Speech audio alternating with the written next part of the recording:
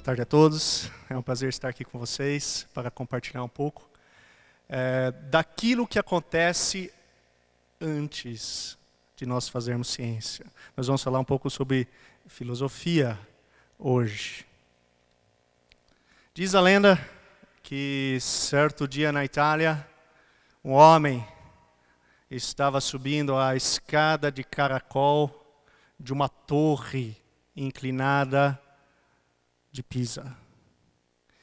E enquanto ele subia essa torre com duas bolas, uma mais pesada e uma mais leve, ele provavelmente estava pensando em Aristóteles. Aristóteles dizia que se você jogasse dois objetos, o mais pesado cairia primeiro. E Galileu pensava que Aristóteles estava errado. Quando Galileu então chega ao topo daquela torre inclinada e olha para baixo, uma multidão de professores e estudantes estavam lá reunidos para ver o grande experimento de Galileu. Pensava a multidão: quem é esse cara que tem a ousadia de questionar Aristóteles? E Galileu então joga aqueles dois corpos com pesos diferentes e eles atingem o solo praticamente no mesmo instante. Naquele dia, juntamente com outros camaradas, estava sendo dado início àquilo que nós conhecemos como ciência. Uma das grandes invenções da humanidade. Um método para investigar a natureza. Mas, provavelmente, a maior contribuição que esses camaradas, que nós conhecemos como os pais da ciência, estavam dando, não era exatamente a criação desse método, mas sim os pressupostos filosóficos que eles estavam adotando para dar vida a este método. Quais são esses pressupostos? Consideremos o experimento de Galileu novamente. Galileu pressupôs, em primeiro lugar, que as faculdades cognitivas dele eram confiáveis. Ou seja, ele acreditava que ele poderia confiar em seus sentidos para realizar aquele experimento. Em segundo lugar, Galileu acreditava que existia ordem inteligível no universo. Ou seja, que ele poderia adquirir experimento a partir da investigação do universo. Em terceiro lugar, Galileu acreditava que ele poderia usar a lógica. Ou seja, que aquele experimento que ele estava realizando naquele dia poderia ser também realizado em qualquer parte do mundo e o mesmo resultado seria obtido. Que aquele experimento que ele estava fazendo naquele dia poderia também ser realizado no futuro e o mesmo resultado seria obtido. Ademais, ele acreditava que, se fosse verdadeira a hipótese que ele estava adotando, uma hipótese competitiva não poderia ser verdadeira ao mesmo tempo. Ou seja, ele admitia que a lógica poderia ser utilizada para fazer ciência. Ademais, ele acreditava na validade da matemática. Aquela matemática que muitas vezes é desenvolvida de uma forma totalmente pura pelos matemáticos, visando nenhuma aplicação física, ele acreditava que ele poderia utilizar para descrever fenômenos físicos. E, finalmente, ele acreditava na existência da verdade. Você não vai em busca da verdade na natureza se você não acredita nela a priori. Portanto, nós vemos que existiam lá uma série de pressupostos filosóficos que Galileu, nesse experimento lendário dele, assumiu. E esses mesmos pressupostos filosóficos foram adotados por todos os pais da ciência. E provavelmente esta foi a maior contribuição que esses pais da ciência deram a nós. é necessário nós termos pressupostos filosóficos adequados para fazer ciência. Sem a adoção de pressupostos filosóficos adequados, nós não vamos fazer boa ciência. E nós gostaríamos de falar um pouco disso nesta tarde. De fato, de uma forma muito interessante, os pressupostos filosóficos da ciência interagem com diferentes visões de mundo. Particularmente, eu gostaria de ressaltar hoje o naturalismo e o design inteligente. O naturalismo é aquela crença de que não existe nada além da natureza. Enquanto que o design inteligente, talvez como uma visão de mundo, acredita que o universo foi projetado por um designer. Será qual dessas duas visões interage bem com os pressupostos filosóficos da ciência? É esta pergunta que nós queremos responder ao longo da palestra. E para respondê-la, nós vamos considerar dois pressupostos filosóficos da ciência. O primeiro deles, faculdades cognitivas confiáveis. E o segundo, a ordem inteligível do universo. Vamos então ao primeiro pressuposto filosófico da ciência. Faculdades cognitivas confiáveis. Este é um pressuposto filosófico essencial para nós fazermos ciência. Nós não podemos sequer questionar a validade desse pressuposto sem assumir que nossas faculdades cognitivas estejam nos dizendo a verdade, que elas sejam confiáveis. Portanto, faculdades cognitivas confiáveis é um pressuposto filosófico fundamental para nós fazermos ciência. Falar disso nos dias de hoje parece meio óbvio. Mas não foi sempre que as pessoas acreditaram que nós poderíamos confiar em nossas faculdades cognitivas para obter conhecimento a partir do universo. De fato, antes da Revolução Científica, diversas visões de mundo acreditavam que as nossas faculdades cognitivas não eram confiáveis. E por essa razão, segundo os historiadores da ciência, a ciência não se desenvolveu de uma forma sustentável nessas visões de mundo e morreu. Mas qual será a visão de mundo que concede a graça de nós podermos confiar em nossas faculdades cognitivas? Segundo os historiadores da ciência, é o design inteligente. No nascimento da ciência, os pesquisadores acreditavam que nós podíamos confiar em nossas faculdades cognitivas devido ao fato que elas foram projetadas por um designer. Particularmente, boa parte dos pais da ciência eram cristãos. E por essa razão, eles acreditavam que Deus havia criado o homem de uma forma especial, concedendo a ele faculdades cognitivas confiáveis. Johannes Kepler, um dos fundadores da ciência, já mencionado hoje, foi um desses homens que acreditava na confiabilidade de nossas faculdades cognitivas. Diz ele que uma das razões para chamar o homem de imagem de Deus é que ele compartilha da mente de Deus. Para Kepler, nossa mente foi projetada por um designer. E nós compartilhamos da mesma mente desse designer. E como a mente desse designer é confiável, então a nossa mente também é confiável. Esse era o mesmo pensamento, conforme nós já vimos hoje, de todos praticamente pais da ciência. Newton, Maxwell, Pascal. Todos eles acreditavam que nós possuíamos faculdades cognitivas confiáveis porque elas foram projetadas com o propósito de nos dizer a verdade. Mas será que a importância do design inteligente é somente histórica? Será que nós só temos uma justificativa para utilizarmos as nossas faculdades cognitivas numa visão design inteligente devido à história? Ou será que também nós podemos desenvolver um bom argumento lógico para justificar a crença de que as nossas faculdades cognitivas sejam confiáveis?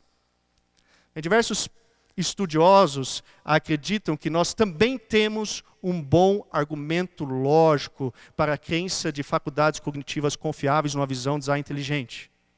Lewis, Taylor, Alvin Plantinga desenvolveram os seus argumentos. E nesta tarde eu gostaria de mencionar o argumento de Taylor. Diz Taylor que aparentemente as nossas faculdades cognitivas são o resultado de processos cegos, sem propósito, não guiados. Se não há intencionalidade num determinado processo, então também não pode coexistir nenhuma intencionalidade nesse processo. Ora, se a evolução é um processo não intencional, então as faculdades cognitivas nossas também não podem ter intencionalidade, ou seja, elas não são confiáveis. Para ilustrar o seu ponto, ele então cita uma ilustração muito interessante e bem didática. Ele diz, imagine que você está dentro de um trem e você está indo para o país de Gales. E de repente você vê através de sua janela, numa colina, centenas de pedras brancas arranjadas de uma forma que transmita a mensagem bem-vindo ao país de Gales. Se você é um naturalista, então provavelmente você vai acreditar ou vai imaginar quantos milhões de anos demoraram para essas pedras, através de fenômenos não guiados, aparecer nessa formação, de tal forma a você ler agora, bem-vindo ao país de Gales. É possível isso acontecer? Até talvez seja, apesar da probabilidade de ser baixa. Entretanto, se isso for verdadeiro, ou seja, se aquelas pedras tomaram aquele arranjo devido a processos cegos, não guiados, sem intenção, sem propósito, então nós não podemos confiar na mensagem que lá está. A mesma coisa, diz ele, acontece com as nossas faculdades cognitivas.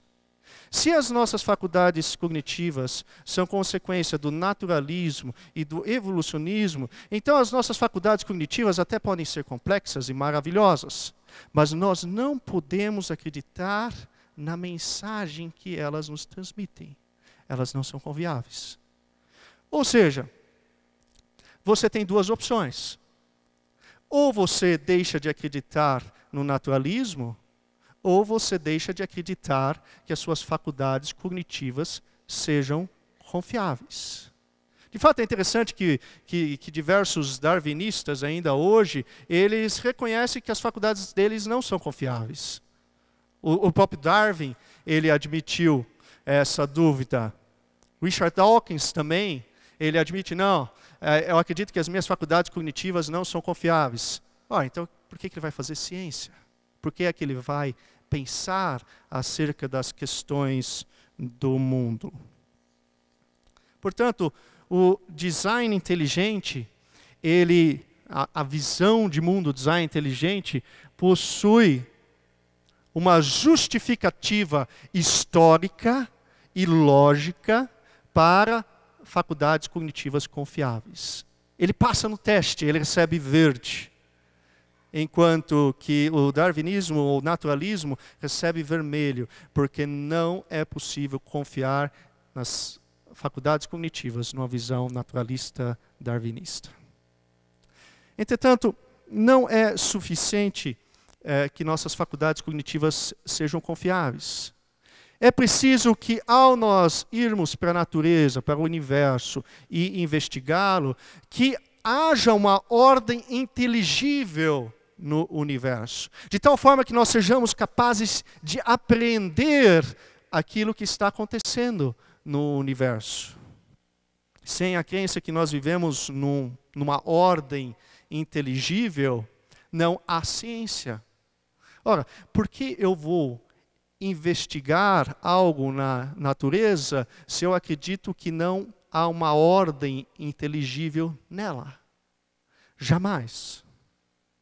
A inteligibilidade do universo também parece óbvia nos dias atuais. Entretanto, novamente, não foi sempre assim. Antes da revolução científica, diversas visões de mundo acreditavam que nós não podíamos, ou nós não tínhamos uma ordem inteligível no universo inteiro ou numa parte desse universo. Por essa razão, segundo os historiadores da ciência, a ciência não se desenvolveu de uma forma sustentável nessas visões de mundo.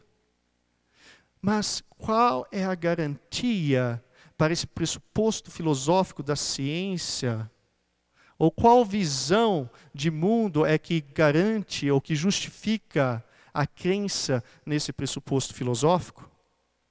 Novamente, nós temos uma boa resposta no design inteligente. Inicialmente, uma justificativa histórica. Os historiadores da ciência afirmam que os primeiros cientistas acreditavam que o universo era inteligível porque alguém projetou o universo de tal forma que nós pudéssemos compreendê-lo. Mas, de novo, será que nós temos, além da justificativa histórica, um argumento lógico que permite nos dizer, numa visão design inteligente, que há uma ordem inteligível no universo? Diversos estudiosos acreditam que sim.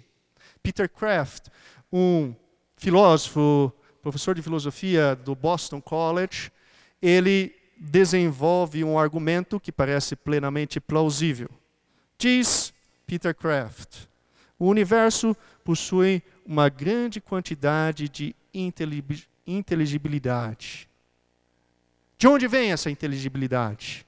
Há duas opções, segundo ele: chance e design. A primeira opção é chance.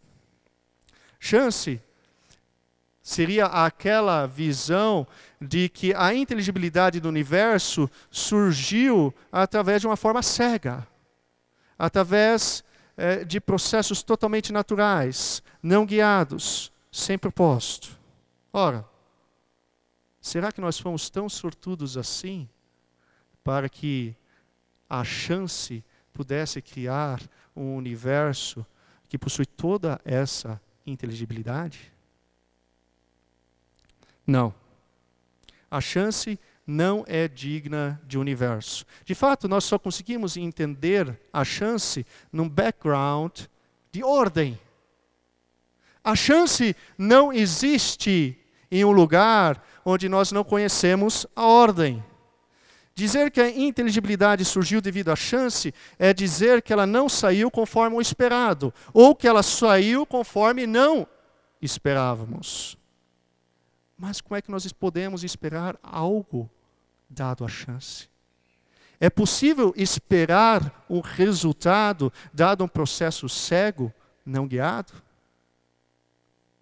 Não. Portanto, é plenamente razoável afirmar que a inteligibilidade, ela não é o resultado de chance. E o que dizer do design? Bem, é a opção que restou. E ela possui diversos defensores veementes, tal como Paul Davies.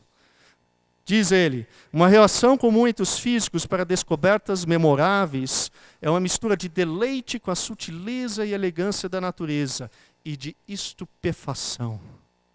Eu nunca teria pensado em ter feito dessa forma. Se a natureza é tão inteligente que ela pode explorar mecanismos que nos surpreendem com sua ingenuidade, Não seria isso evidência persuasiva para a existência de design inteligente por trás do universo físico? Para Paul Davies, a conclusão parece ser inevitável. A inteligibilidade do universo é produto de design inteligente. Portanto, o universo é o produto de design inteligente. Mas design inteligente admite a ação de um designer. Design só pode vir de uma mente, isto é, de um designer. Portanto, o universo é o produto de um designer inteligente. Em outras palavras, é a visão design inteligente que permite-nos confiar na inteligibilidade do universo. Assim, o design inteligente, ele não somente possui uma justificativa histórica adequada, mas também lógica. E, novamente, o naturalismo não. Afinal de contas, nós vimos que a chance não pode produzir inteligibilidade. Então, em suma, eu descrevi 2 pressupostos filosóficos que possuem uma boa justificativa na visão design inteligente, mas que não passaram no teste do naturalismo. O design inteligente fornece uma boa justificativa para faculdades cognitivas confiáveis e a ordem inteligível que nós encontramos no universo. O naturalismo não. Em outras palavras, foi possível mostrar que o design inteligente é aquela visão de mundo que interage bem legal com os pressupostos filosóficos da ciência. Daí, quais são as lições que nós podemos tirar daí? A primeira, se as pressuposições de uma visão de mundo são falsas, quando comparadas aos pressupostos filosóficos da ciência, então a ciência que vai surgir daí é ruim. Ela não pode ser confiada. E esse é o problema do naturalismo. E é por essa razão que quando o naturalista vai realizar investigação científica, ele jamais vai admitir que design inteligente é ou pode ser científico. A segunda, se as pressuposições de uma visão de mundo são verdadeiras, quando comparados aos pressupostos filosóficos da ciência, então a ciência que surge daí pode ser boa. Ela não necessariamente é boa, mas ela pode ser boa. No naturalismo, ela sempre vai ser ruim. E mais, o tipo de ciência que nós vamos poder praticar numa visão design inteligente será a mesma ciência que os nossos pais praticaram. É aquela ciência praticada numa visão design inteligente. Então, assim como Stephen Meyer, um dos grandes do design inteligente, conforme Enésio mencionou, disse: vamos retornar às origens. Vamos voltar a fazer ciência num contexto de design. É com isso que eu encerro essa palestra.